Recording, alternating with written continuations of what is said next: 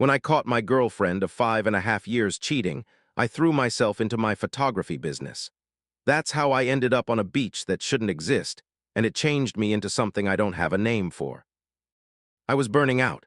Bad coffee, sleepless nights, editing photos of happy couples while my own life fell apart. So when a client asked me to shoot beach landscapes, I took it as a welcome distraction, even after the GPS pin dropped in a parking lot behind a rehab center. My client insisted the address was correct, said the map software just hadn't caught up. They were paying double my rate, so I didn't push back. I drove through streets I'd passed 1,000 times, until the road led somewhere I'd never seen. Instead of the intervention scene I half expected, I found sparkling sand. The beach didn't smell like salt air. It smelled like keratin, like fingernails. Thousands of pearls littered the shore in colors I couldn't name. Shell fragments cut into my sandals. The waves crashed in swirls of iridescent blue foam.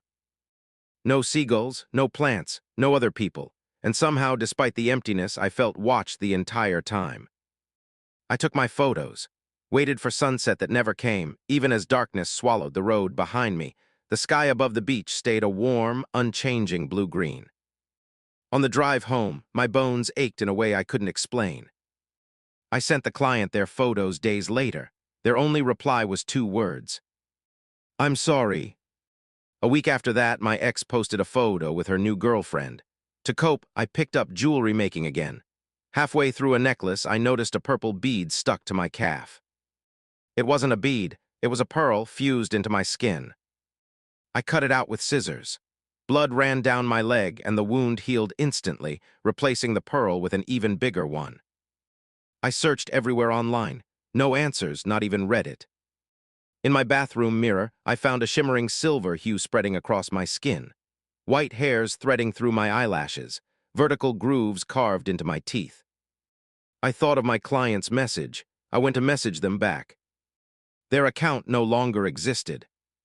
Over the following weeks, I got used to it. Light blue crept into my eyes, turquoise stained my lips. My black hair took on streaks of lavender and cerulean. Every blemish I'd ever had became a pearl, green, purple, white. Constellations of color spread across my pale skin. One morning, a pearl had lodged itself inside my ear overnight. Despite everything, I kept working. One booking stood out, a senior portrait shoot with a client dressed as a mermaid. Blake, sweet, excited, asked me to do her makeup to match her tail. She pointed at one of my eyeshadow pans, an icy periwinkle shade. "Is that the one you're wearing?" I checked the label. "Damaged." "It sure is," I said. As we carried her toward the water for photos, a sudden, splitting pain tore through my skull and spine. I dropped her, collapsed, and had to be pulled off her by her mother while I gritted my teeth hard enough to hurt. The pain passed, I apologized. We finished the shoot in silence. The beach began calling to me constantly. I found myself thinking about it at all hours, aching to go back. Bright, secluded, addictive in a way I couldn't fight. Some nights I drank cheap wine there until I sobbed into the tide, still hung up on the woman who'd wrecked me. One night I passed out on the sand and woke up to footprints that hadn't been there before. I started collecting pearls and shells, bringing them home to study. One turban shell had a silver piercing through it, nearly identical to my own industrial bar. Scallop shells were etched with the exact same scars now glowing cobalt on my arm. I laid the pieces out like puzzle fragments and realized they formed images: butterflies, flowers, teardrops. I understood what was happening, I just didn't know how to stop it. I pulled the pearls from the shells, dropped them in a cookie tin, and started making jewelry from them, trying not to think too hard about the fact that I was making jewelry out of human remains. One day, scrolling Instagram, I stopped cold on a photo. A man with piercing violet eyes, magenta and vermilion sweeping across his forehead, deep ridges running down his torso, pearls scattered across his face like sunset. Thousands of followers begging for a tutorial. I sent him photos of myself with one message: "What is happening?" He replied instantly, "Meet me tomorrow at 8 a.m., you know where." His name was Hey Min up close. He was stunning, pastel hair, top surgery scars glowing metallic lilac, a tan line where a wedding ring used to sit. "The beach has attached herself to you," he said. "She won't stop until you fully become one with her." What do I do? Bring someone here or send them the address. Pass the curse on and it's like nothing happened to you. And if I don't? He just gestured at the sand. He asked about my job, my love life. I told him about my ex, Leica, how things had been good at first, then slowly weren't.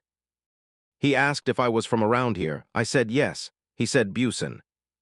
The name hit me like a physical blow, dragging me into a memory, Leica and I on a study abroad trip, her screaming at me on a crowded sidewalk over imagined infidelity, then disappearing into the crowd with my phone, leaving me stranded with no way home. Those tics you have, Heymin said, snapping me back. That's the pearls spreading to your brain. My teeth started loosening. Iridescent hair fell out in clumps on my pillow.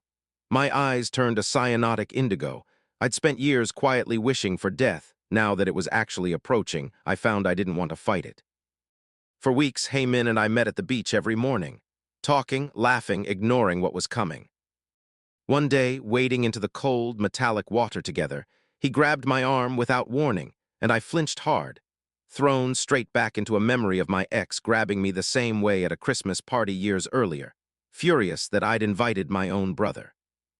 You don't have to tell me, Heymin said gently, but whatever you say dies with me so. I told him everything, the screaming, the thrown objects, the reckless driving that terrified me. No bruises, no proof, nothing my friends could point to before she isolated me from all of them. Why didn't I leave? I said, because eventually I understood she would have killed me. He asked why he himself hadn't passed the curse on if he knew how. It was my husband, he finally admitted. Felix. He brought me here on a date, let me walk into it blind, then told me the truth on the drive home, told me to bring my friends so I could live. Why didn't you? I can't do that to them. It's not right. I got furious, genuinely, blindingly furious, that he'd let his own guilt kill him when he had an easy way out. I said some things I regretted, blocked him, drank myself sick with regret. Then a message came through from a blank account. You can't get rid of me that easily. I smiled despite myself and told him to come back. He did. He told me about someone else he'd met at the beach in their final stage, someone he never got to say goodbye to before they turned to dust. He cried telling me. I let him. I'll think of something, he said. I'll live, promise me you will too. I promise. The night before what turned out to be our last meeting, I ran into my ex's new girlfriend at a liquor store.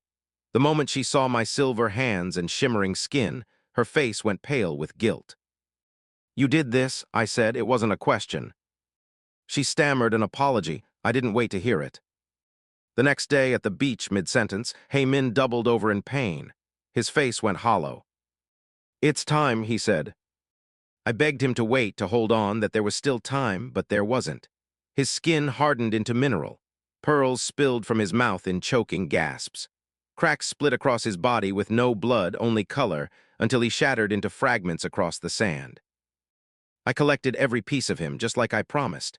Kept only one thing back, his eyes, violet irises ringed in white pearl, too beautiful to lose.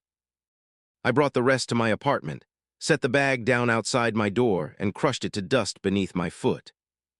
Heymin never got to keep his promise to live. I decided I would. I called my brother, someone I hadn't spoken to in almost a year, someone my ex had systematically driven away from me. I need to get out of here for a while, I told him. Bad memories.